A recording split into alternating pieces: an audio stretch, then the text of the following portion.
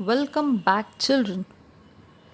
Now we will study about the last part of the chapter, which is about the different people in the parliament. Children, as early as till 1970s, the parliament primarily comprised of the members coming from the elite groups of the Indian society, as also the members belonging to the different national parties. Owing to the discrimination on the basis of caste and class, the system of representative democracy was introduced, whereby the citizens of India elect the representatives who could act on behalf of them by way of popular votes.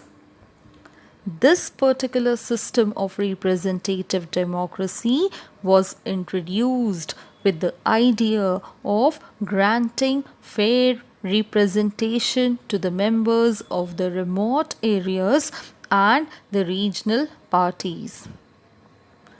Despite of its major contribution, representative democracy is backed by certain defects, as it is a process that involves comparatively costly or expensive elections, which are influenced by the factors like the monetary status and muscle power of the candidates, and hence being unable to demonstrate or produce a perfect reflection of the society capable of granting adequate representation to the groups like Dalits and other backward communities.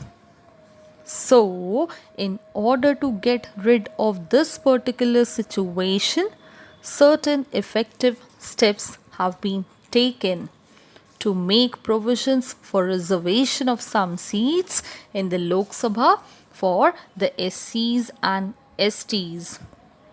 By virtue of this, out of the total 543 elective seats in the Lok Sabha, 423 seats are reserved for the general category, while 79 seats are reserved for the SCs and 41 seats for the STs.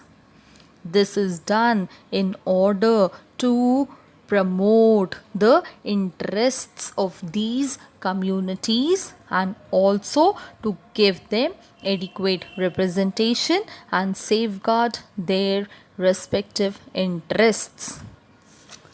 Not only this, certain steps are also undertaken to safeguard the interests of the women who are also not sufficiently represented in the parliament.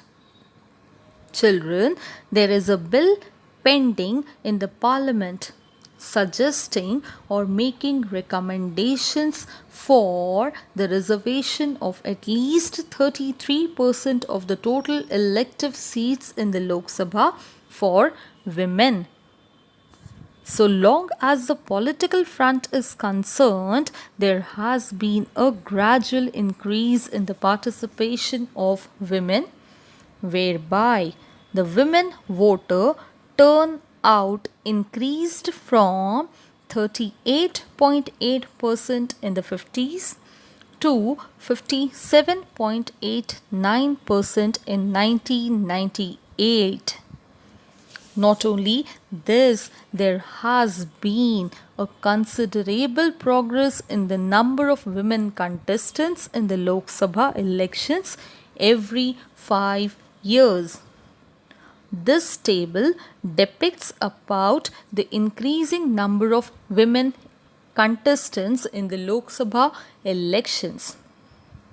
This figure, which remained under 50 in the first two general elections, gradually rose to 65 in the third, 355 in the 14th, 556 in 15th, and 636 in the Lok Sabha elections held in 2014. Now, children, so long as the representative character of the Indian democratic system is concerned, it is an issue involving differences of opinion. The factors like the prevalence of communities and groups which are still not sufficiently or adequately representative in the parliament and in the legislatures, and the continuously rising cost of fighting election, which is increasing elections after elections, actually prevents the poor people from contesting the elections and being elected as the people's representatives.